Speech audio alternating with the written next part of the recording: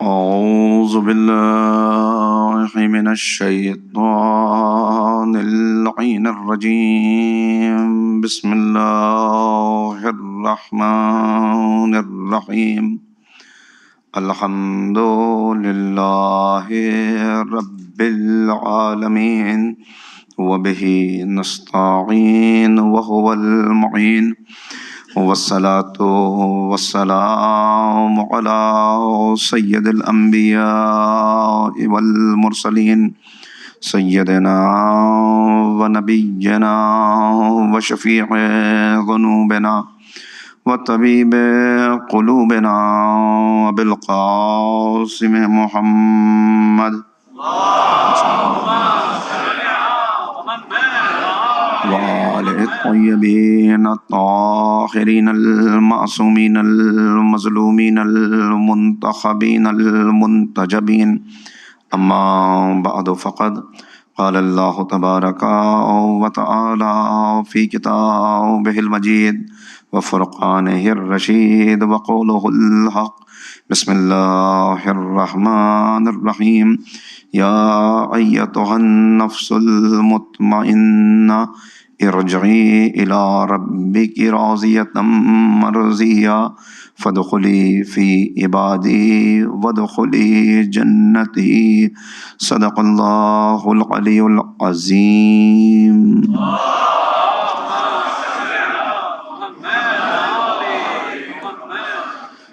بزرگان محترم و نوجوانان عزیز، سورۃ الفجر کی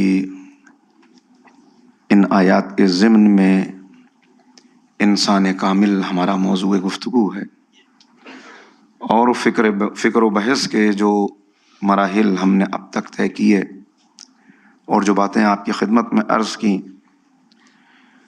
اس کو اگر چند جملوں میں دوہرا لیا جائے تو نئے سننے والوں کے لیے آسانی ہو جائے گی۔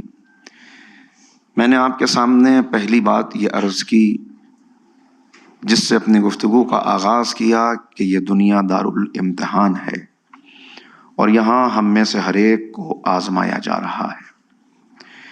ہمیں جو اس دنیا کے اندر بھیجا گیا تو اشرف المخلوقات بنا کر بھیجا گیا، بلکہ اشرف المخلوقات بننے کے لیے بھیجا گیا، انسانی شکل میں بھیجا گیا، لیکن اس انسانی شکل کو برقرار رکھنے کے لیے انسانی صفات کو اپنے اندر پیدا کرنا، یہ اس دنیا میں ہماری ذمہ داری اور ہمارا فریضہ قرار دیا گیا کہ دیکھو ایک مرحلہ وہ ہے جس سے گزر کے تم اس دنیا میں آئے ہو، یعنی جن کو قرآن کریم کی ان آیات کے ضمن میں نے بیان کیا کہ جو تمہارا زمینی رخ ہے، وہ زمینی رخ یہ ہے کہ ہم نے تم کو بتایا لَقَدْ خَلَقْنَا الْإِنسَانَ مِنْ سُلَالَةٍ مِّن طِينٍ ثُمَّ جَعَلْنَاهُ نُطْفَةً فِي قَرَارٍ مَّكِينٍ۔ ہم نے اس مٹی کے جوہر سے ایک شے حاصل کی اور اس کو ایک آب بقا، ایک آب حیات کا قطرہ بنا کر ایک محفوظ جگہ یعنی تمہاری ماں کے بطن میں رکھ دیا۔ تو یہ وہ دنیا تھی کہ جس سے گزر کے تم اس عالم رنگ و بو میں آئے ہو، اور اگر ذرا سا غور کریں تو جو بچہ بطن مادر میں ہے اور جو مرحلے اس نے طے کیے ہیں جنہیں قرآن نے بیان کیا کہ پہلے ایک قطرہ، اس کے بعد ایک علاقہ، پھر مضغہ، پھر ہڈیوں کا ڈھانچہ، پھر اس کے اوپر کھال اور خون، اور پھر اس کے اندر ہم نے روح داخل کر دی اور یہ ایک اور ہی شے بن گیا، بہت قیمتی شے بن گیا۔ تو ذرا میں آپ سے سوال کروں کہ یہ جس وقت بطن مادر میں ہے، اس وقت اگر اس سے یہ سوال کیا جائے اور اسے یہ بتایا جائے کہ تمہیں ابھی ایک بہت بڑی دنیا میں جانا ہے، تو کیا اس کو یقین آئے گا؟ اس کو سمجھ میں آئے گا؟ اس لیے کہ اس کے لیے دنیا 1.5 بالش لمبی اور 1 بالش چوڑی ہے، جس میں اندھیرا ہے، جس میں ہوا نہیں ہے، اس کو اتنی ہی دنیا کا علم ہے۔ آپ اسے لاکھ سمجھائیں کہ ابھی تمہیں ایک بہت بڑی دنیا میں جانا ہے جس میں ایک بہت بڑا سورج ہے، جس میں پہاڑ ہیں، جس میں درخت ہیں، جس میں دریا ہیں، اور جس میں لاکھ سمجھاتے رہیں، بتاتے رہیں، اس کی سمجھ میں یہ بات آنے والی نہیں ہے۔ اگر اس کو بولنے کی صلاحیت اس وقت رب کائنات عطا کر دے تو وہ کہے گا یہ باقی باتیں میرے لیے ناقابل فہم بھی ہیں، ناقابل قبول بھی ہیں، میں تو بس اتنی دنیا کو جانتا ہوں۔ لیکن پھر مالک کائنات نے اسے اس چھوٹی سی دنیا میں، اس دنیا کے اندر بھیجا، اور اب جب وہ اس دنیا میں آیا اور آنکھیں کھلیں تب اس کو معلوم ہوا کہ واقعاً یہ دنیا اس دنیا کے مقابلے میں بہت وسیع ہے۔ بس اب مالک کائنات نے کہا کہ اے میرے بندے، جیسے میں نے تجھے ایک چھوٹی سی دنیا سے اس بہت بڑی دنیا میں بھیجا ہے، ایسے ہی اس بہت بڑی دنیا سے ایک اور بہت بڑی دنیا میں بھیجنے والا ہوں، اور وہ دنیا اس دنیا کے مقابلے میں اتنی ہی وسیع ہے جتنی یہ دنیا تیرے ماں کے بطن کے مقابلے میں تھی۔ چونکہ ایک مرتبہ انسان اس مرحلے سے گزر چکا ہے، لہٰذا اب اس کے لیے انکار کی گنجائش نہیں ہے۔ اچھا، اس دنیا میں بھی اگر آپ دیکھیں تو جو فزیکل لاز ہیں وہ تبدیل نہیں ہوتے، اور ہمارا جو فزیکل ایگزسٹنس ہے اس کے لیے عرض کیا تھا کہ چونکہ یہیں اسی زمین سے بنا ہے، لہذا اس کے اندر جب کمزوری آئے گی، بیماری آئے گی، تو اس کے علاج کا، اس کی قوت کا، اس کی توانائی کا تمام سامان بھی یہیں سے فراہم ہوگا، یہیں سے اس کو منرلز ملیں گے، یہیں سے اس کو وٹامنس ملیں گے، ساری چیزیں یہیں پر موجود ہیں کیونکہ یہ زمینی وجود ہے۔ لیکن اب وہ آواز دیتا ہے کہ اس زمینی وجود کے اندر جو تیرا آسمانی وجود ہے، جو تیرا اصل وجود ہے، جو تیری اصل قدر و قیمت ہے، اس کو یہ باقی رہنا ہے، یہ جسم ختم ہو جانا ہے، یہ فالس آئی یہیں رہ جانا ہے۔ لہٰذا اب اگر تجھے یہ کمال کے مرحلے طے کرنے ہیں تو ہم نے تجھ کو ایک روڈ میپ دے کے بھیجا ہے، ایک تجھ کو گائیڈ لائنز دی ہیں پوری کہ کیسے زندگی کو گزارے کہ کمال تک پہنچ جائے۔ اسی کا نام اسلام ہے۔ اسلام کی تعلیمات پر عمل کرتا رہے تاکہ کمال کا یہ سفر طے ہوتا چلا جائے، اور تو خسارے میں نہ رہے، پستیوں میں نہ رہے، نقصان اٹھانے والا نہ رہے۔ یہ جو بطن مادر تھا وہاں تیرا کوئی اختیار نہیں تھا، وہاں جتنا کام تھا وہ سب ہمیں کرنا تھا، لہٰذا وہ سب ہم نے کیا۔ اس وقت غذا تجھ کو دینی تھی، اس وقت تیرا جو صحیح طور پر بڑھنا تھا وہ سارا ذمہ داری ہم نے اپنے سر رکھی، اور تیرا کوئی اختیار نہیں تھا، وہاں سب کچھ ہم نے کیا۔ اب تو اس دنیا میں آیا، اس دنیا میں کچھ کام تجھے کرنے ہیں اور کچھ یہاں بھی ہم کریں گے، لیکن جو اس کے بعد والی دنیا ہے اس میں سارے کام تجھی کو کرنے ہیں، اور وہ یہیں رہ کر کرنے ہیں۔ غور کر رہے ہیں؟ یعنی یہاں تو تھا تو غذا ہم نے تجھ کو پہنچائی، اور یہاں پہ آ کے میں ایک جملہ کہے بغیر رہتا نہیں کہ کیسا کریم ہے ہمارا مالک کہ چونکہ بچے کا تغذیہ، بچے کو غذا خون کے ذریعے سے پہنچنی تھی، اور خون نجس ہے، تو لاکھوں سجدے کیجئے اس مالک کو کہ اس نے اس نجس کو ہمارے دہن تک پہنچنے نہیں دیا، بلکہ ہمارے وجود کو ہماری ماں کے وجود کے ساتھ ایک نلکی کے ذریعے، ایک پائپ کے ذریعے، ایک کارڈ کے ذریعے جوڑ دیا کہ دیکھو وہاں تمہارا اختیار نہیں ہے، اور ہم چاہتے ہیں کہ تمہاری زبان پاک رہے، تمہارا منہ پاک رہے، لہٰذا ہم نے وہاں نجس کو تم تک پہنچایا تو اس منہ کے ذریعے سے نہیں پہنچایا، بلکہ ہم نے یہ انتظام کیا کہ نجس تمہارے دہن تک پہنچنے نہ پائے۔ اب شکر گزاری کا تقاضا یہ ہے کہ جب تم اس دنیا میں آ جاؤ تو وہاں ہم نے تم کو نجس سے بچایا، یہاں تم خود کو نجس سے بچا کر شکر گزاری کے جذبے کو انجام دے۔ تو وہاں سب ہم نے کیا، یہاں سب تمہیں نہیں کرنا، بلکہ کچھ تمہیں کرنا ہے، کچھ یہاں پر ہمیں کرنا ہے۔ تمہیں کیا کرنا ہے؟ کہا تمہیں یہ کرنا ہے کہ پہلا قدم تمہیں کو بڑھانا ہے، پہلا قدم تمہیں کو بڑھانا ہے۔ یا ایھا الذین آمنوا کونوا انصار اللہ، اے صاحبان ایمان اللہ کے ناصر بن جاؤ۔ کس طرح؟ ان تنصر اللہ ینصرکم ویثبت اقدامکم، تم اللہ کی نصرت میں کھڑے ہو جاؤ۔ خطیب جمعہ نے بھی ان آیات کو آپ کے سامنے تلاوت کیا تھا۔ تم اللہ کی نصرت کے لیے اٹھ کھڑے ہو، آگے بڑھو اس راہ میں، اور پھر اللہ تمہاری نصرت کرے گا اور تمہارے قدموں میں ثبات عطا کر دے گا۔ یہ نصرت کا تقاضا کبھی ختم ہونے والا نہیں ہے، یہ نصرت دین کا تقاضا ہمیشہ رہے گا، چونکہ یہی نصرت تمہیں کمال کی منزلوں تک پہنچانے والی ہے۔ لیکن اس نصرت کی پوری ایک تاریخ ہے جس کو تم तुम देखते चले जाओगे तो तुम्हें यह मालूम होगा कि इस परवाज में कोताही कब आ जाती है, बुलंद होने में रुकावटें क्या पैदा होती हैं, हर्डल्स क्या आते हैं इस राह में। लिहाजा देखो, सबसे पहले यह नारा ज़ाहिर है कि अंबिया ने यह नारा बुलंद किया, लेकिन हमने कुछ कुछ झलकियां कुरान में तुम्हारे अंदर रख दी हैं। अच्छा, एक बात आपकी खिदमत में अर्ज करूं, इसकी तशरीह शायद आने वाली किसी तकरीर में करूंगा, लेकिन ये बहुत तवज्जो के साथ इस मेरे जुमले को समाअत फरमाइएगा कि कुछ कहानियां वो होती हैं, कुछ दास्तानें वो होती हैं जो हम अपने बच्चों के लिए मुंतखब करते हैं कि हमें अपने बच्चों को वो मॉरल स्टोरीज सुनानी है ताकि उन तक कोई पैगाम पहुंच जाए। बस इतना ख्याल रहे कि हम कुछ कहानियां मुंतखब करते हैं, कुरान करीम ने भी कुछ कहानियां मुंतखब की हैं, लेकिन उन कहानियों को, उन किस्सों को, उन वाकयात को जब आप सुने तो उन्हें वैसा न समझिएगा कि जैसे हम दुनिया की कहानियां एक दूसरे को सुनाते हैं। इसलिए कि मेरी कहानी में और कुरान की कहानी में, कुरान की दास्तान में उतना ही फर्क होगा जितना मुझ में और मेरे खालिक में है। मैंने जिसे मुंतखब किया वो कुछ और है, उसने अगर कुछ दास्तानें मुंतखब कर ली तो उनके अंदर बहुत अहम हमारे लिए पैगामात हैं। पैगामात न होते तो उसने कुरान के दामन में महफूज ही न किया होता। तो मंजर कुछ पेश किए। एक मंजर यह है कि एक कौम है जो इंतजार कर रही है जनाब ईसा का, कि जनाब ईसा आएंगे। वो जनाब ईसा का सिर्फ इंतजार नहीं कर रहे, बल्कि दूसरों को जनाब ईसा की नुसरत की दावत भी दे रहे हैं कि आओ जनाब ईसा की तरफ, ईसा आने वाले हैं, वो वक्त करीब है कि ईसा इस दुनिया में आएंगे। हम सबको मिलके उनकी नुसरत करनी है, हम सबको उनका नासिर बनना है, उनके साथ रहना है, हर कदम पर उनका सहारा बनना है। लेकिन फिर हुआ यूं कि जैसे ही जनाब ईसा आए और जनाब ईसा ने पैगाम दिया, जनाब ईसा ने दावत दी, तो अब बड़ा मसला उनके सामने यह था कि अगर वो ईसा की दावत पर लब्बैक कहें तो बुलंदी का रास्ता तो मिल रहा है, ऊपर तो वो उठेंगे, कमाल तो वो हासिल करेंगे, लेकिन इस कमाल के हासिल करने में उन्हें कुछ जंजीरों को तोड़ना पड़ेगा। जो मैंने कल अर्ज किया, उन्हें कुछ रुकावटों को अलग करना पड़ेगा।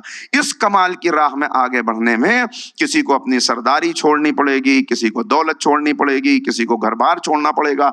ये जो छोड़ने का और कुर्बानी देने का मरहला आया तो वो घबरा गए, और वो जो खुद भी नुसरत करने का वादा कर रहे थे, दावा कर रहे थे, दूसरों को भी दावत दे रहे थे, उन सब के कदम रुक गए और बजाय मदद करने के वो मुखालिफत में खड़े हो गए।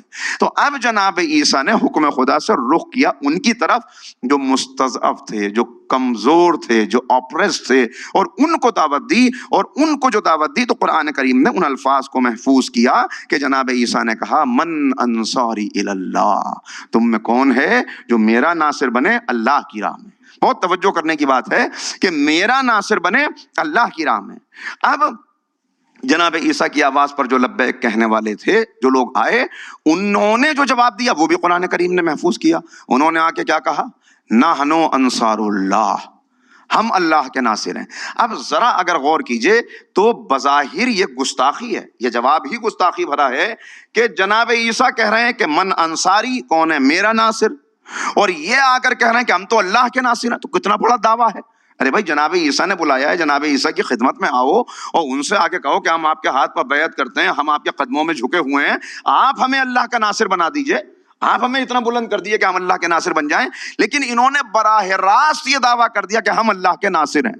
मगर इनका जज्बा कुछ इतना सच्चा था और इनकी बात, जो जज्बात थे वो वाकई शायद बिल्कुल सही थे कि अल्लाह रब्बुल इज्जत ने इनको तंबीह करने के बजाय, टोकने के बजाय, डांटने के बजाय कि ये तुमने क्या कहा, बल्कि अल्लाह ने इनके अल्फाज को यूं ही मुंतखब कर लिया, यूं ही कुरान में महफूज कर लिया। और फिर जब अपने हबीब को नुसरत के लिए पुकारने को कहा तो अब नहीं कहा कि पैगंबर कहें कि मन अंसारी इलल्लाह, बल्कि अब अल्लाह ने बराह रास्त कहा, इन तंसुरुल्लाह यंसुरकुम, तुम अल्लाह के नासिर बन जाओ, अल्लाह तुम्हारा नासिर बन जाएगा। सलवात पढ़ते मोहम्मद व आले मोहम्मद।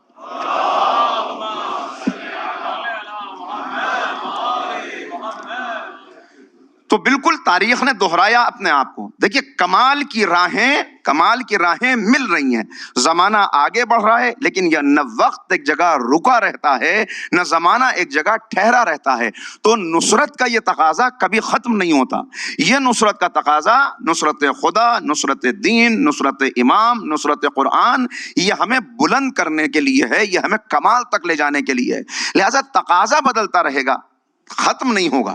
حالات بدلیں گے تو کبھی ضرورت ہوگی کہ اللہ کے دین کو پھیلایا جائے، کبھی ضرورت ہوگی کہ دین کے ماننے والے ہیں ان میں بے عملی پیدا ہو گئی ہے، ان کو عمل کی دعوت دی جائے. کبھی ضرورت ہوگی کہ اللہ کے دین کے خلاف سب جمع ہو گئے ہیں، تو اب جتنا جس کے اندر طاقت اور صلاحیت ہے، کہیں زبان سے، کہیں قلم سے، کہیں میڈیا سے، اس کی حفاظت کی جائے اور اپنا حق ادا کر دیا جائے. دیکھیے یہ کہنا بہت آسان ہے کہ یہاں خطرہ ہے، وہاں یہ ہو رہا ہے، وہاں یہ ہو رہا ہے، مگر میرے ایک استاد بڑا اچھا جملہ کہتے تھے. وہ کہتے تھے اندھیروں کو کوسنے سے اچھا یہ ہے کہ تم اپنے حصے کا چراغ جلا دو. تم اپنے حصے کا چراغ جلا دو کہ بھائی میں نے تو اپنا حق ادا کر دیا، میں جگنو ہی صحیح لیکن کچھ تو میری روشنی پھیلے گی، کچھ تو میں کروں گا. نہ صحیح بہت روشنی پھیلے مگر جتنا بھی ہوگا اتنا میں اپنا حق ادا کر کے آگے بڑھ جاؤں گا. اب اس راہ میں رکاوٹ کیا پیدا ہوتی ہے؟ وہی رکاوٹ جو جناب عیسیٰ کے دور میں پیدا ہوئی، وہی رکاوٹ جو جناب موسیٰ کے دور میں پیدا ہوئی، وہی رکاوٹ جو پیغمبر اکرم کے دور میں پیدا ہوئی. وہ کیا ہے کہ وہ کمال کی راہ پر لانا چاہ رہے ہیں، لیکن راہ کمال تک بڑھنے والا بڑھ نہیں سکتا الا اللہ تک پہنچنے کے لیے جب تک لا کا مرحلہ طے نہ کر لے. یہ لا الہ کہے گا تب الا اللہ تک پہنچے گا. یہ لا الہ کہنا ہی مشکل ہے، یہی مشکل مرحلہ ہے کہ لا الہ کہو تاکہ الا اللہ تک پہنچ سکو. یہ لا کس کس کو کہنا پڑے گا؟ پہلے انکار کرو پھر آگے بڑھو. کس کا انکار؟ باطل خداؤں کا انکار. باطل خدا کہاں ہیں؟ اب میں نے تلاش کرنا شروع کیا. اس کا مطلب نمرود کا انکار کرنا ہے، اس کا مطلب فرعون کا انکار کرنا ہے، حامان و شداد کا انکار کرنا ہے، تب میں آگے بڑھوں گا. کہا نہیں، تو بہت دور پہنچ گیا. یہ مرحلہ تو تیری اپنی ذات سے شروع ہوتا ہے، اس لیے کہ سب سے بڑا باطل خدا تو تیرے اندر بیٹھا ہوا ہے جسے یہ نفس کہا جاتا ہے. تو پہلی رکاوٹ، پہلا خطرہ اس راہ میں وہ تیرا نفس ہے. میں اپنی طرف سے نہیں عرض کر رہا، قرآن کریم آواز دے کر کہہ رہا ہے ارایت الذین، تم نے دیکھا ان کو، کس کو؟ کہ جنہوں نے من اتخذ الہہ ہوا، کہ جس نے اپنے نفس کو، اپنی ہوائے نفس کو اپنا خدا بنا رکھا ہے. تو ہوائے نفس کو جو خدا بنا لے گا، اب فرعون اور نمرود تو بات کی بات ہے، پہلا مقابلہ تو اپنے ہی آپ سے ہوگا، اور اپنے آپ سے اگر ہار گیا تو پھر آگے بڑھ ہی نہیں سکتا. یہی بات میں 3 دن سے عرض کرنے کی کوشش کر رہا ہوں کہ پہلے یہ انا جو درمیان میں آ جائے، اس انا کے خول کو جب تک توڑ نہ دے، جب تک چاک نہ کر دے اس کے گریبان کو، تب تک آگے نہیں بڑھ سکتا. بڑے مقابلے بعد میں ہوں گے، پہلے اس نفس کا مقابلہ کرو. یہ کیوں مقابلے پر آ رہے تھے جناب عیسیٰ کا انتظار کرنے والے؟ اس لیے کہ نفس مقابلے پر آ گیا، نفس کے آگے ہتھیار ڈال دیے، اسلحہ ڈال دیا اور نہیں آگے بڑھ پائے. پیغمبر کے مقابلے پر آنے والے کون تھے؟ نبی کریم جو دعوت دے رہے تھے، یہ کتنی اچھی دعوت تھی، لیکن اس راہ میں یہ نفس دھوکہ دے گا، فریب دے گا تو آگے نہیں بڑھ سکے گا. لہٰذا نفس کو انکار کر کے لا الہ کہہ کے جب الا اللہ کی طرف بڑھے گا تو اب اس کا پہلا قدم ہوگا معرفت. بہت توجہ کیجیے گا اس مرحلے پر. یہ کمال کے سفر کے قدم آج آپ کی خدمت میں عرض کر رہا ہوں. پہلا سفر معرفت، معرفت کے بعد محبت، محبت کے بعد اطاعت، اطاعت کے بعد نصرت، پھر نصرت کی راہ میں جہاد اور شہادت. غور کر رہے ہیں؟ یہ ہیں سارے. تو معرفت بہت ضروری، سب سے پہلی چیز ہے معرفت. معرفت حق کی بھی ضروری ہے، باطل کی بھی ضروری ہے، اچھے کی بھی ضروری، برے کی بھی ضروری. اور محبت کا سفر شروع ہی معرفت سے ہوتا ہے. آپ ایک گزرگاہ پہ کھڑے ہوئے جہاں سے سب لوگ گزر رہے ہیں، آپ ان کو جانتے ہی نہیں ہیں. مجھے سچ بتائیے کہ ان گزرنے والوں کو دیکھ کر آپ کے دل میں کیا محبت کا جذبہ آئے گا؟ کوئی جذبہ ہی نہیں ہوگا، گزر رہے ہیں سب. لیکن انہی میں سے، ان گزرنے والوں میں سے ایک پر نظر پڑی تو نگاہ ٹھہر گئی، نگاہ وہیں ٹھہر گئی. ذرا ایک کشش پیدا ہوئی، آپ نے چند قدم آگے بڑھائے، قریب آئے. गुफ्तगू शुरू हुई। अब जो ये गुफ्तगू थोड़ी सी आगे बढ़ी तो आपने कहा अरे ये तो बड़ा ज़हीन इंसान है, ये तो बड़ा आलिम है, ये तो बड़ा बाअखलाक है, बहुत बाकिरदार है, ये कहां था, अब तक छुपा हुआ था। जितना जितना उसकी सिफात आप पर खुलती चली गई उतना उतना मोहब्बत पैदा होती चली गई। जितना जितना मारिफत पैदा हुई उतना उतना मोहब्बत पैदा हुई। लिहाजा मोहब्बत के लिए भी मारिफत जरूरी है, नफरत के लिए भी मारिफत जरूरी है।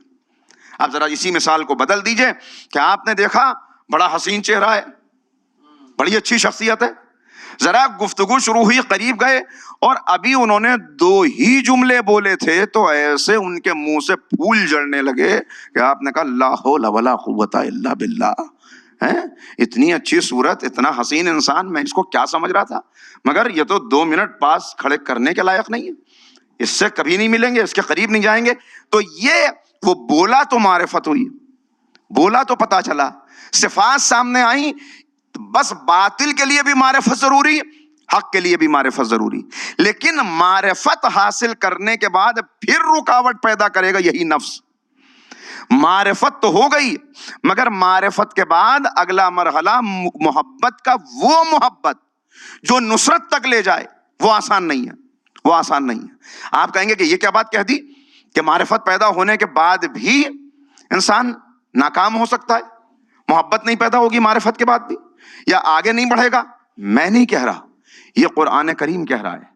ये कुरान करीम कह रहा है कि जैसे जनाब ईसा का इंतजार कर रही थी एक कौम, ऐसे ही नबी करीम का इंतजार कर रही थी एक कौम, जिन्होंने अपना वतन छोड़ा, मदीने में आकर आबाद हुए, खजूरों वाला शहर है, आखिरी नबी यहीं पर आएगा, नबी को जरूरत होगी, लिहाजा उसके लिए दौलत जमा की जाए। इन्होंने खैबर का किला बनाया, इन्होंने उसके लिए खजाना जमा किया, इन्होंने उसके लिए तमाम वसाइल जमा किए, खेतियां की, बागात जनाब हर तरफ बनाए और अपने वसाइल बढ़ाते चले गए। और जिसको भी मिलते थे, जब भी कोई दुश्मन इनके सामने आता था, ये कहते थे अभी तुम हमको सता लो लेकिन जरा आने दो उस आखिरी नबी को जिसका हम इंतजार कर रहे हैं, फिर हम तुमको बताएंगे, फिर हम तुमसे। यानी हर नस्ल अगली नस्ल को वसीयत करती है कि अगर हम न रहे, तुम्हारे दौर में आए, तब तुम इंतजार करना और इंतजार करने का हक अदा करना कि उनकी नुसरत करना, उनको उनका सहारा बन जाना, उनके दस्तो बाजू बन जाना। लेकिन जैसे वहां नाकाम हो गए ऐसे यहां भी नाकाम हुए। यहां नाकामी का सबब क्या था? इन्हें खूब मालूम था, इनके पास लिखा हुआ है कि इनके पास एक कुर्ता था, अंबिया के कुर्तों में से इनके पास एक कुर्ता था, जनाब इसहाक से वो कुर्ता इनको मिला था।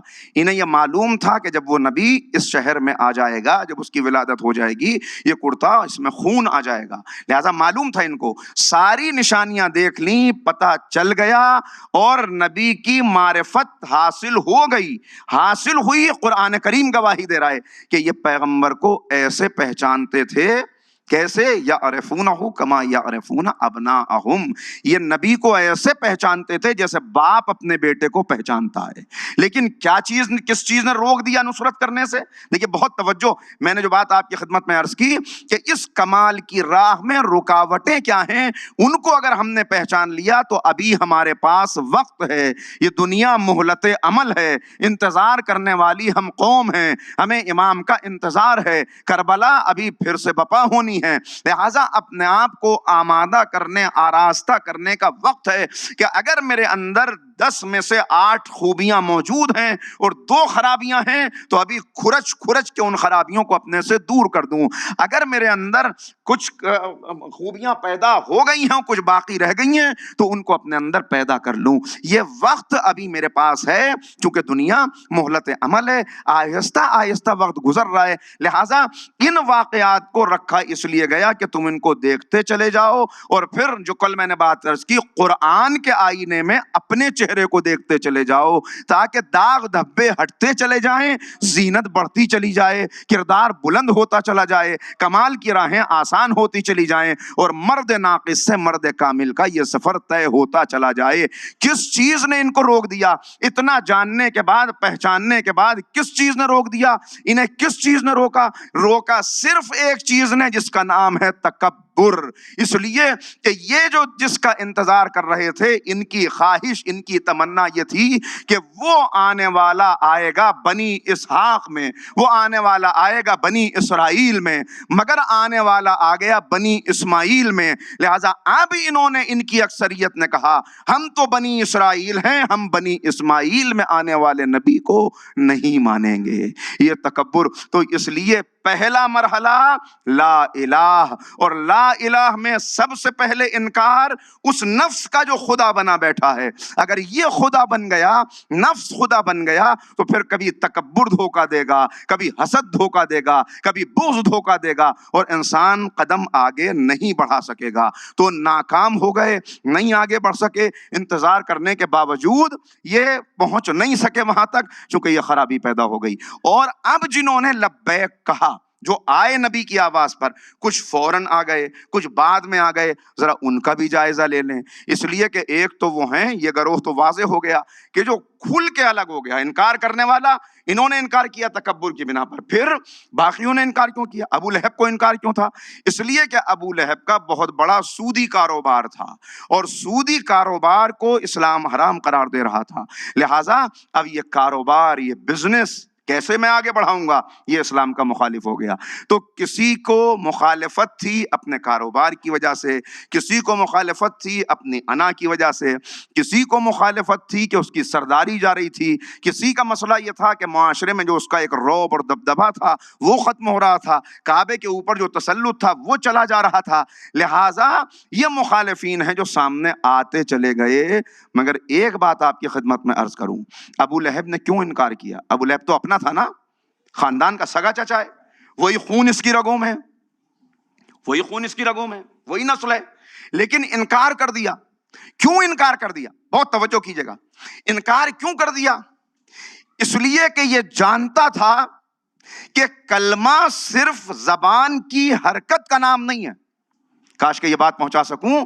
انکار کر دیا چونکہ اسے معلوم تھا کہ کلمہ صرف زبان کی حرکت کا نام نہیں ہے، لقلقہ زبانی کا نام نہیں ہے۔ اگر ایک مرتبہ میں نے کلمہ پڑھ لیا تو اپنے پورے کردار کو تعلیمات محمدی کے سانچے میں ڈھالنا پڑے گا، اپنے کردار کو بدلنا پڑے گا۔ کلمہ پڑھنا آسان تھا، کردار بدلنا مشکل تھا۔ صلوات پڑھ دے محمد و آل محمد۔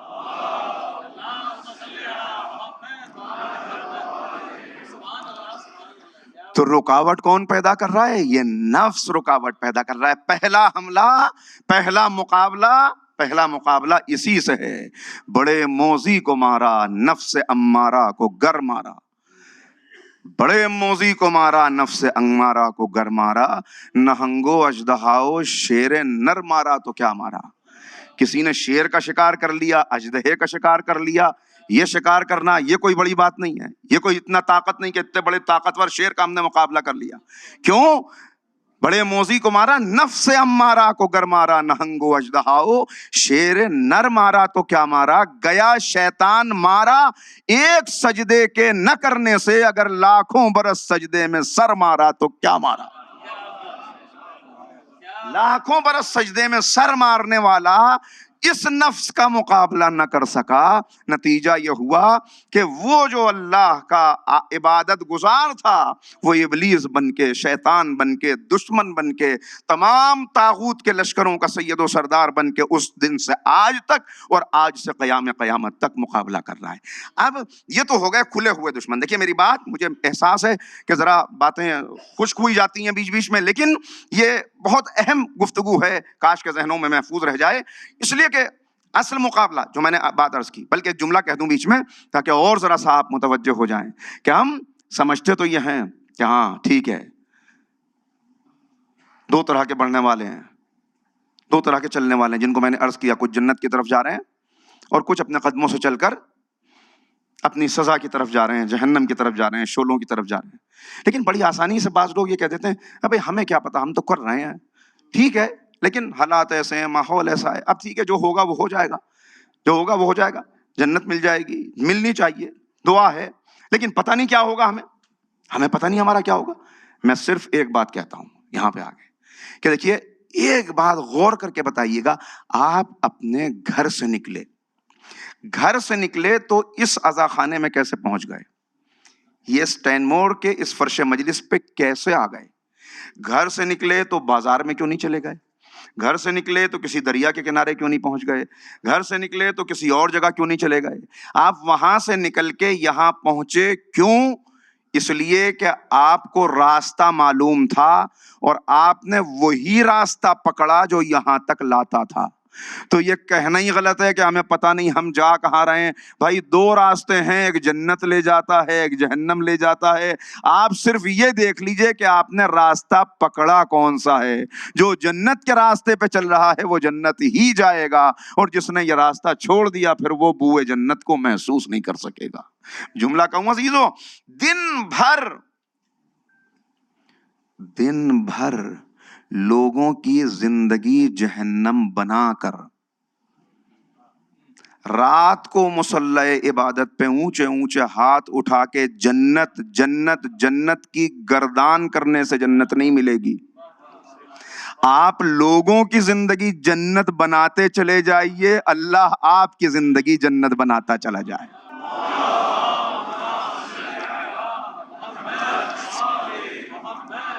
تو کہا اس نفس کا مقابلہ کرنے کے بعد اب اگلا قدم اٹھائیے. معرفت حاصل ہو گئی تو اب یہ معرفت کی راہ قدم پیچھے نہ ہٹنے پائیں ان دھوکوں کی وجہ سے، بلکہ اب چلیے اس معرفت سے محبت کی طرف. کیسی محبت کیسی؟ اب یہ یہاں سے باتیں آگے بڑھیں گی اور چیزیں آئیں گی، لیکن اتنا کہ دیکھیے یہ سفر، ہر عمل، ہر بات، یہ لا الہ سے جو میں نے کہا کہ لا الہ سے سفر الا اللہ کی طرف، لا الہ سے الا اللہ کی طرف، یعنی سب سے پہلے اس دل کا جائزہ لے لیجئے کہ یہ قدم جو اٹھ رہا ہے، بس ایک آسان سا نسخہ ہے کہ ہر اٹھنے والے قدم سے پہلے خود سے سوال کریں کہ یہ اٹھنے والا قدم مجھے اللہ کی ناراضگی کی طرف تو نہیں لے جائے گا؟ بالکل آسان سا نسخہ، یہ اللہ کی ناراضگی کی طرف تو نہیں لے جائے گا؟ ہر کہانی، دیکھیے آپ نے بہت ساری کہانیاں سنی، کہانی کی ابھی بات بھی آئی، ہر کہانی کا ایک مرکزی کردار ہوتا ہے، ایک کریکٹر ہوتا ہے، پوری کہانی سینٹرلائز ہوتی ہے اسی کے چاروں طرف کہیں نہ کہیں سے. اپنی زندگی کی کہانی کا مرکزی کردار خدا کو بنا لیجئے. بہت اہم پیغام میں نے دیا ہے، اس پہ جتنی بات ہوگی وہ ہوگی انشاءاللہ، کہ اپنی کہانی کا مرکزی کردار خدا کو بنا لیجئے. مسئلے حل ہوتے چلے جائیں گے، مسئلے حل ہوتے. امام محمد باقر علیہ السلام،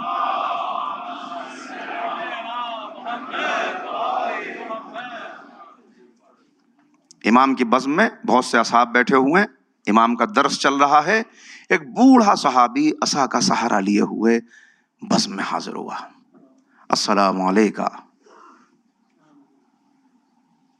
وعلیکم السلام. آؤ تشریف لائیے، آئیے آپ آگے آئیے. قریب پہنچا، امام نے بٹھایا، کہا فرزند رسول کچھ میرے سوالات. کہا بس آیا اس لیے ہوں آپ کے پاس کہ زندگی گزر رہی ہے، آگے بڑھتی چلی جا رہی ہے، مگر صرف آپ سے یہ سند چاہتا ہوں، یہ پوچھنا چاہتا ہوں کہ ایک مرتبہ میرے عقائد سن لیجئے کہ کیا ہیں، میری زندگی کی کہانی سن لیجئے کہ کیسے گزر رہی ہے، تاکہ مجھے پتا چل جائے کہ کہیں غلط تو نہیں ہوں. ابھی تو موقع ہے نا، موت کا فرشتہ آیا نہیں ہے. امام نے کہا اچھا کہو. کہا فرزند رسول آپ سے محبت کرتا ہوں، آپ سے محبت کرتا ہوں، آپ سے محبت کرنے والوں سے بھی محبت کرتا ہوں، صرف آپ کی محبت کی بنیاد پر. آپ سے محبت ہے، آپ کے عاشقوں سے محبت ہے، ان سے جو محبت ہے اس میں کوئی ذاتی غرض نہیں ہے، کوئی میرا پرسنل انٹرسٹ نہیں ہے اس میں، بلکہ ان سے اس لیے محبت کرتا ہوں کہ وہ آپ سے محبت کرنے والے ہیں۔ آپ کے دشمنوں سے دشمنی رکھتا ہوں اس لیے کہ وہ آپ سے عداوت رکھتے ہیں اس بنیاد پر، ان سے میری کوئی ذاتی دشمنی نہیں ہے، کوئی ان سے بغض اور حسد نہیں ہے، کوئی ان سے مقابلہ آرائی نہیں ہے، ان سے بس اس لیے دشمنی ہے کہ وہ آپ کے دشمن ہیں۔ ہر اس بات پر عمل کرنے کی کوشش کرتا ہوں جس کا آپ نے حکم دیا، اور ہر اس بات سے اپنے آپ کو بچانے کی بھرپور کوشش کرتا ہوں جس سے آپ نے روکا، اور اس دنیا کو آپ کے ذریعے آباد دیکھنا چاہتا ہوں۔ اس دنیا میں میری آنکھیں ٹھنڈی ہو جائیں اگر میں آپ کی حکومت دیکھ لوں، بس یہ میرا عقیدہ ہے۔ آپ سے محبت، آپ کے چاہنے والوں سے محبت، آپ سے دشمنی رکھنے والوں سے دشمنی، آپ کے حکم پر عمل، آپ نے جن چیزوں سے روکا ان سے قدم روکتا ہوں، دنیا کو آپ کے ذریعے آباد دیکھنا چاہتا ہوں۔ امام نے سب لوگوں کو مخاطب کر کے کہا کہ ایسا ہی ایک آنے والا میرے والد کے پاس بھی آیا تھا۔ دیکھیے امام خود بھی جواب دے سکتے تھے لیکن چاہتے ہیں دو معصوموں کا حوالہ آ جائے۔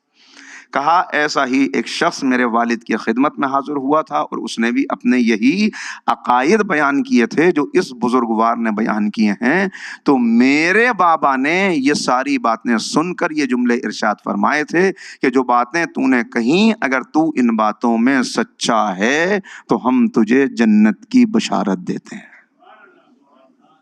ہم تجھے جنت کی بشارت دیتے ہیں۔ دیکھیے انسان چلے تو صحیح اس راہ پہ، گرے گا پھر کھڑا ہو جائے گا، چلنے والا چلتا ہے گرتا بھی ہے۔ عرض کر چکا ہوں پہلی یا دوسری تقریب میں یہ جملہ کہا تھا کہ گر جانا عیب نہیں ہے، گر جانا عیب نہیں ہے، گرے رہنا عیب ہے۔ انسان پھسلتا ہے گرتا ہے، کیوں؟ اس لیے کہ ہم معصوم نہیں ہیں، ہم معصوم نہیں ہیں، لہذا گناہ بھی ہوگا، لغزش بھی ہوگی، خیالات بھی خراب آئیں گے، پیر بھی پھسلے گا، ٹھوکر بھی لگے گی، گریں گے بھی، کپڑے بھی پھٹیں گے، چوٹ بھی لگے گی، لیکن کہا کہ گھبرانا نہیں، پریشان نہ ہونا، گر جاؤ تو گرے نہ رہنا، توبہ کا ایک آنسو لے کے میری بارگاہ میں آ جانا، نادم ہو کے آ جانا، پلٹ آنا۔ شاید اس سے پہلے کئی سال پہلے ایک میسج دیا تھا، ایک بات یاد آ گئی اس وقت بڑی اہم، کہ دیکھیے ہر ایک کا، ہم اپنے گھروں میں شوق ہوتا ہے لوگوں کو، اینٹکس لگاتے ہیں، پینٹنگز لگاتے ہیں، بڑی بڑی چیزیں ہیں، بڑی بڑی قیمتی۔ قرآن کریم کے دو الفاظ ہیں، دو لفظ ہیں قرآن کریم کی، ان کو سامنے لگا لیجیے تاکہ ہر وقت نظروں کے سامنے رہے۔ قرآن سوال کر رہا ہے اَیْنَ تَذْهَبُونَ فَأَیْنَ تَذْهَبُونَ، کہاں جا رہے ہو؟ اللہ بندوں سے پوچھ رہا ہے کہاں جا رہے ہو، کہاں جا رہے ہو؟ چار دوست نکلے کالج کے گیٹ سے، ہنستے مسکراتے قہقہے بلند کرتے، ایک دوسرے سے بات کرتے ہوئے بڑھتے چلے جا رہے ہیں، سارے میں ان کی آواز گونج رہی ہے، ان کے قہقہے، اور پھر جب چلتے چلتے اچانک رکے، یہ کہاں گئے؟ وہ تو اس موڑ پہ مڑنا تھا اور وہاں سے وہاں جانا تھا، وہ ٹرن تو رہ گیا پیچھے والا۔ اس نے کہا تم ہمیشہ ایسی باتیں کرتے ہو، تم الجھا لیتے ہو۔ اس نے کہا نہیں، تم نے ایسی بات شروع کی تھی کہ ہم راستہ بھول گئے۔ اچھا چھوڑو، جو ہوا سو ہوا، آؤ واپس پلٹیں، آؤ واپس پلٹیں۔ بس یہ فرش مجلس بھی پکار رہا ہے، اب تک جو ہوا سو ہوا، آؤ واپس پلٹیں، آؤ واپس پلٹیں۔ اَیْنَ تَذْهَبُونَ، میرے بندو جا کہاں رہے ہو؟ آؤ تو صحیح۔ ناراض ہو کے ایک نوجوان گھر سے چلا گیا، اب تلاش کی جا رہی ہے ہر جگہ، کہاں گیا؟ اس عزیز کے یہاں فون کیا، اس رشتہ دار سے پوچھا، دوستوں کو، اس دوست کے یہاں تو نہیں چلا گیا، وہاں تو نہیں چلا گیا، کہاں چلا گیا آخر؟ پریشان ہو گئے سب، نہیں ملتا۔ پھر ایک ایڈ دیا جاتا ہے، ایک اشتہار نکالا جاتا ہے، ارے بھائی تم کہاں ہو، کہاں چلے گئے، واپس آ جاؤ، تمہاری ماں کا روتے روتے برا حال ہے، تمہاری بہن کھانا نہیں، اس طرح کے کچھ جذباتی باتیں کی جاتی ہیں۔ اور پھر آخر میں ایک جملہ، واپس آ جاؤ تمہیں کچھ کہا نہیں جائے گا، واپس آ جاؤ تمہیں کچھ کہا نہیں جائے گا۔ کیا کہنا اس خالق و مالک کا، اس ارحم الراحمین کا، اس نے بھی قرآن میں اشتہار نکال دیا، این تذہبون، میرے بندے کہاں چلے گئے، کہاں چلے گئے تم؟ اور پھر کہا یا ایھا الانسان ما غرک بربک الکریم، اے بندے پلٹ آ، تیرا رب کریم ہے، تجھے کچھ کہا نہیں جائے گا، تجھے کچھ کہا نہیں جائے گا۔ آ تو صحیح، حر کی طرح چل کے آ، حر کی طرح چل کے آ۔ اس لیے کہ جس کے سہارے نہ ہوں۔ دیکھیے تھوڑی سی گفتگو اور بڑھانا چاہ رہا تھا، اور 1-2 منٹ کا وقت بھی ہے شاید، اس کے بعد مصائب کی شبیں بھی ظاہر ہے کہ وہ شبیں آ رہی ہیں آہستہ آہستہ کہ جس میں زیادہ مصائب ہونے چاہیے، لیکن 1-2 باتیں اور کر لوں اگر آپ اجازت دیں۔ ایک مرتبہ مل کے صلوات پڑھ لیجئے محمد و آل محمد پر۔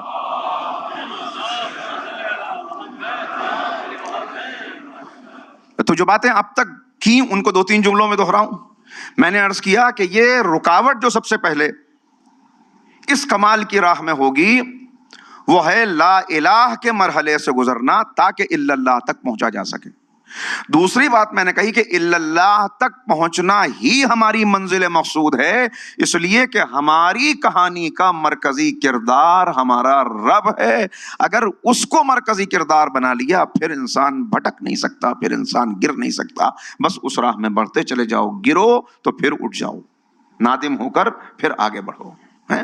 رکاوٹ ہوگی، قدم قدم پر مقابلہ آ رہی ہوگی، لیکن بڑھتے ہوئے اس راہ میں بس یہ یاد رکھنا کہ وہاں تک پہنچنے کا، وہاں تک پہنچنے کا، اچھا راستہ بالکل سیدھا ہے، راستہ بالکل سیدھا ہے، اور وہاں تک لے جانے والی جو طاقت ہے، جو طاقت ہے، یہ جو میں بار بار کہہ رہا ہوں نا کہ اپنا محاسبہ کرنا، اپنے آپ کو آئینہ دکھانا، تھوڑا سا وقت اپنے آپ کو دیجئے، کبھی اپنے ساتھ بیٹھیے۔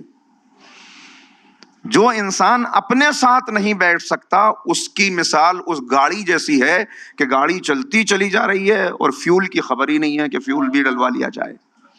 ایسا ایک وقت آئے گا کہ انجن بالکل۔ تو یہ ہماری ایک اور دھوکہ کہ ہم ہمیشہ آئیڈیل سچویشن کی تلاش میں رہتے ہیں۔ اس پہ گفتگو رک رہی ہے، آئیڈیل سچویشن کی طرح۔ بس ایک مرتبہ مولانا دعا کیجئے آپ میرے حق میں، بس یہ 2 سال رہ گئے ہیں، اس کے بعد میں ریٹائر ہو رہا ہوں، یہ 2 سال بس کسی طرح اور ساتھ خیریت کے گزر جائیں، اس کے بعد سب سے پہلے حج کروں گا، پھر زیارت کے لیے جاؤں گا، اس کے بعد بس زندگی باقی کی اب اللہ ہی اللہ کرنا ہے، بس اللہ ہی اللہ کرنا ہے۔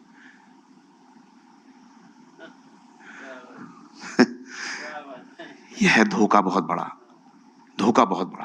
اچھا میں ایک سوال کروں، ایک شخص بیمار ہو گیا، اللہ تعالیٰ تمام بیماروں کو صحت کاملہ واجلہ عنایت فرما ہے، بیمار ہو گیا، اب اس نے سب سے پہلے تو اس پہ غور کیجیے گا کہ بیٹھا ہوا تھا وہ، ایک میں منظر پیش کروں، اتنا وقت مجھے نظر آ رہا ہے، ایک منظر اپنے کمرے میں بیٹھا ہوا ہے، ایئر کنڈیشن کمرہ ہے، ادھر میگزین رکھے ہیں، ادھر لیٹرز رکھے ہوئے ہیں، سامنے ٹی وی اسکرین پہ کبھی اس کی نظر پڑتی ہے، کبھی وہ اپنے ای میل چیک کر رہا ہے، کبھی بالکل اطمینان اور سکون سے ہے، بالکل سکون سے، کہ اتنے میں اس کا خادم آتا ہے اور اس کو ایک انویلپ دیتا ہے کہ یہ آپ کی رپورٹس آ گئیں۔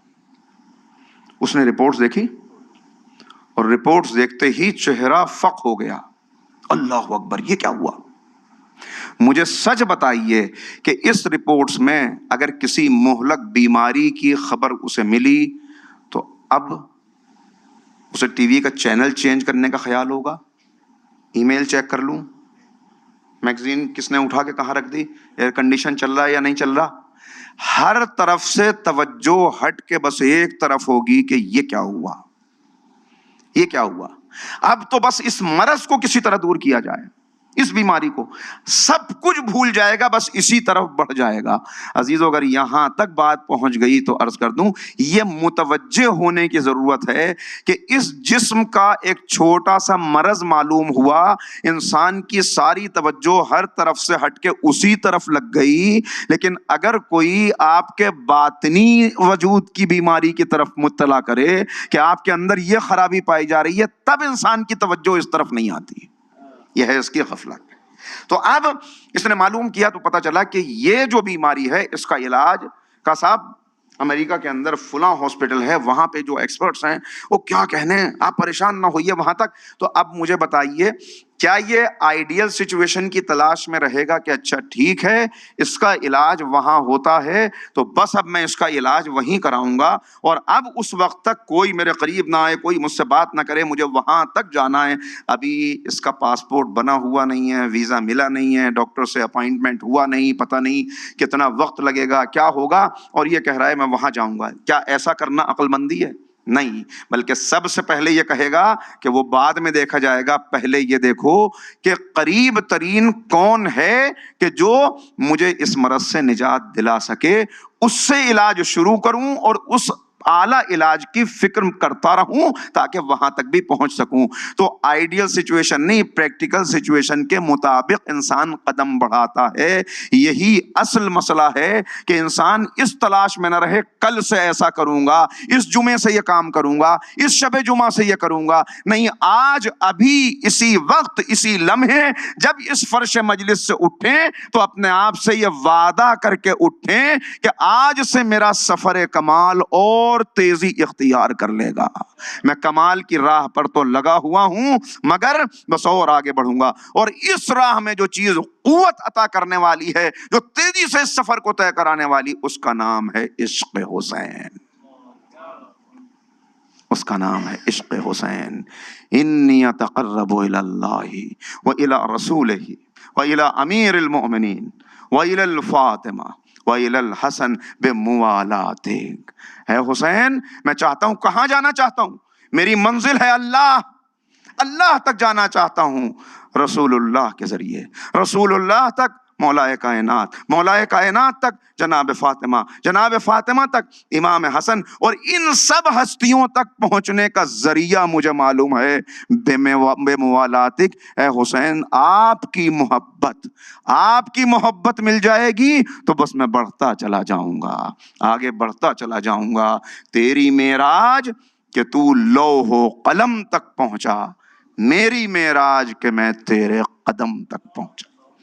مجھے آپ کے قدم مل جائیں، مجھے آپ کے قدم مل جائیں، یہ عشق حسین ہے جو مجھے بلند کرے گا، یہ حسین کی محبت، اس لیے کہ یہی محبت، حسین باب اللہ ہیں، حسین باب الجنہ ہیں، حسین باب الرحمہ ہیں۔ جو حسین تک آ گیا، جس نے حسین کو پا لیا اس نے خدا کو پا لیا۔ ہاں، یہ بات جو نہ جانتے تھے وہ ناکام ہو گئے، مگر جو جاننے والا تھا اس نے کوفے سے پکار کے کہا آقا کوئی نہ آئے مگر میں آؤں گا۔ کیا تھے؟ دیکھیے دو چیزیں ہیں، ایک ہے وفا، ایک ہے دوستی۔ جیسے ہی وفا کا لفظ زبان پر آئے گا ایک نقشہ ابھرے گا حضرت عباس، اور جیسے ہی دوستی کی بات ہوگی بس ایک نام آئے گا، حبیب ابن مظاہر۔ کیا تھے حبیب حسین کے لیے؟ حسین کے لیے حبیب کیا تھے؟ واقعات آپ کے سنے ہوئے، وقت بھی کم ہے۔ جناب حبیب کا لقب ہے ابو القاسم، ابو القاسم لقب ہے۔ امام حسین سے کیا محبت تھی، کیا عشق تھا، یہ سب کو معلوم ہے کہ ضعیف تھے۔ عمر کتنی تھی یہ روایات میں اختلاف ہے، مگر اتنے ضعیف تھے کہ کمر جھکی ہوئی تھی، اور جب میدان کی طرف چلے ہیں تو اپنی بھووں کو پیشانی پر اٹھا کے رومال سے باندھا ہے، کمر میں پٹکا کسا ہے تاکہ کمر سیدھی ہو جائے۔ اس طرح جناب حبیب چلے میدان کی طرف، لیکن اس سے پہلا مرحلہ اسی نفس کا مقابلہ تھا۔ یہ آسان مرحلہ نہیں ہے۔ جب بھی کوئی فوج آتی ہے میدان کربلا میں زینب سوال کرتی ہیں بھیا آپ کا کوئی چاہنے والا نہیں ہے جو آئے؟ کہا بہن تم نے تو اماں کا زمانہ دیکھا، بابا کا دور دیکھا، تمہیں معلوم ہے کون ہے جو آئے گا؟ کہا بھیا مجھے نہیں معلوم اوروں کے بارے میں، مگر ایک کو جانتی ہوں جسے تم بلاؤ گے تو ضرور آئے گا۔ اے بھیا بچپن کا دوست حبیب ابن مظاہر، اے بھائی حبیب کو خط لکھیے۔ بہن کی فرمائش پر حسین نے حبیب کو خط لکھا۔ جب خط لکھ چکے کا بھیا ایک جملہ میری طرف سے لکھ دیجئے، الاجل الاجل الاجل، اے حبیب آنے میں جلدی کرنا۔ عزیزو ایک ہم ہیں کہ ہم الاجل کہتے ہیں، ایک وہ مرد فقیہ ہے کہ جسے حسین الاجل کہہ رہے ہیں کہ حبیب جلدی آنا۔ کیا ہے حبیب کیسے دوست ہیں، حبیب کیسے ناصر ہیں۔ آج بھی جب زائرین جاتے ہیں تو سلام کرتے ہیں جناب حبیب کو، السلام علیکہ یا ناصر الحسین سجلنا من زوار الحسین۔ اے حبیب ابن مظاہر ہمارا نام بھی حسین کے زائرین میں شمار کر لیں۔ اللہ تعالیٰ سب کو زیارت سید الشہداء سے مشرف فرمائے۔ اس دنیا میں زیارت حسین، آخرت میں شفاعت حسین نصیب ہو۔ آسان مرحلے نہیں۔ کیا ہے حبیب؟ حسین نے خط لکھا، خط پہنچا۔ خط کب پہنچا؟ کوفے کے حالات بتائے جاتے ہیں یہ ہیں کہ شوہر کو زوجہ پہ اور بھائی کو بھائی پہ بھروسہ نہیں ہے۔ بس جیسے ہی خط ملا، عالم کیا تھا، کھانا کھا رہے تھے، دق الباب ہوا، دروازے پہ گئے، خط لیا، سر پہ رکھا، بوسہ دیا، اندر آئے۔ ایک مرتبہ زوجہ نے کہا کس کا خط ہے؟ کہا فرزند رسول کا خط ہے۔ کہا کیا لکھا ہے؟ کہا مجھے مدد کے لیے بلایا ہے، لکھا ہے اے حبیب آنے میں جلدی کرنا، نبی کی بیٹیاں بھی ہمارے ساتھ ہیں۔ ایک مرتبہ زوجہ نے سوال کیا حبیب پھر کیا ارادہ ہے؟ اب یہ امتحان تھا جناب حبیب کا کہ امتحاناً جناب حبیب نے کہا کہ میں یہ سوچتا ہوں کہ اب میں بوڑھا ہو گیا ہوں، میں جا کے کیا کروں گا؟ میں جاؤں گا تو تیرا کیا بنے گا؟ بھئی اتنا سننا تھا سلام اس مومنہ پر کہ اس نے کہا ابو القاسم میری چادر تم لے لو، اپنی تلوار مجھے دے دو، میں جا کے آقا کی نصرت کروں۔ ارے فرزند رسول بلا رہے ہیں اور تم یہ کہہ رہے ہو۔ ایک مرتبہ کیا کتنا خوش ہوا ہوگا حبیب کا دل کہ جو میرا نظریہ ہے وہی زوجہ کا نظریہ ہے۔ کہا ارے میں تو تیرا امتحان لے رہا تھا، ورنہ حسین بلائیں اور میں نہ جاؤں، حسین بلائیں اور میں نہ جاؤں۔ حبیب چلے، سواری کو پہلے غلام کے ہاتھ آگے بھیجا، اس کے بعد پہنچے، دیکھا کہ جب پہنچے عجب منظر دیکھا۔ کیا دیکھا؟ غلام سواری کے کان میں کہہ رہا تھا گھبرانا نہیں، اگر میرا آقا نہ آیا تو میں تجھ پہ سوار ہو کے فرزند رسول کی نصرت کے لیے جاؤں گا۔ اتنا سننا تھا، آنکھوں میں آنسو آ گئے، ہائے میرے مولا کی غربت۔ ایک مرتبہ کہا جا میں نے تجھے راہ خدا میں آزاد کیا۔ اس نے قدموں کو پکڑ کے کہا یہ انصاف نہیں ہے، جنت کی طرف جا رہے ہیں تو مجھے چھوڑ کے جا رہے ہیں، میں بھی ساتھ چلوں گا۔ ادھر سے حبیب اپنے غلام کے ساتھ چلے، ادھر حسین پرچم تقسیم کر رہے ہیں، سارے پرچم تقسیم ہو گئے، ایک پرچم باقی ہے۔ کسی نے کہا مولا یہ پرچم باقی ہے؟ کہا اس کا لینے والا بھی آنے والا ہے۔ کوفے کی طرف سے گرد اڑی۔ ایک مرتبہ حسین کھڑے ہوئے، میرا حبیب آ گیا، حبیب پہنچے، تکبیر کا نعرہ بلند ہوا، آواز خیموں میں گئی۔ ایک مرتبہ زینب نے پوچھا کون آیا ہے؟ پتا چلا حبیب ابن مظاہر آئے ہیں۔ آواز دی فضا حبیب کو میرا سلام پہنچا دے۔ زینب کا سلام آیا، حبیب نے امام اعظم سر سے اتارا، سر پیٹ لیا۔ ارے غلاموں کو شہزادیاں سلام، میں کہوں گا اے حبیب تجھے زینب کے سلام کی عظمت پتا ہے، ورنہ یہی زینب ہوگی، کوفے کے بازار ہوں گے، نامحرموں کا مجمع ہوگا۔ آزادارو آخری فقرے لیجئے، وقت نماز آیا، عاشور کا دن، وقت نماز۔ امام نے کہا حبیب جاؤ ان سے کہو کہ نماز کی مہلت دے دیں۔ حبیب آئے، نماز کی مہلت کی بات کی، سامنے والے نے جو جملہ کہا وہ برداشت نہ کر سکے۔ ملعون نے کیا کہا؟ حسین کی نماز نعوذ باللہ قبول ہی کب ہے؟ بھائی اتنا سننا تھا۔ ایک مرتبہ بوڑھے شیر کو جلال آیا، پکار کے کہا مولا اب میں یہ نماز آپ کے جد کے پیچھے پڑھوں گا۔ اسی لیے آقا نے مرد فقی کہا، تلوار لیا، مقابلہ شروع کیا۔ آخری فقرے سننا، جب حبیب جنگ کر رہے تھے تو دیکھا کچھ لوگ خیموں کی طرف بڑھ رہے ہیں۔ یہ خیموں کی طرف بڑھے تو گھبرا کے کچھ کنیزیں خیموں سے باہر آ گئیں۔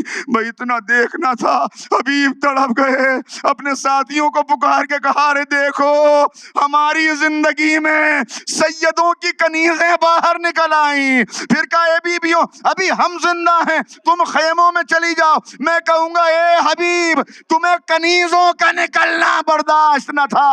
شام غریباں، جلتے ہوئے خیمے، چھنتی ہوئی چادریں، علی کی بیٹیاں بے مقنا و چادر، زینب نے بڑا یاد کیا ہوگا، اے حبیب کاش تو زندہ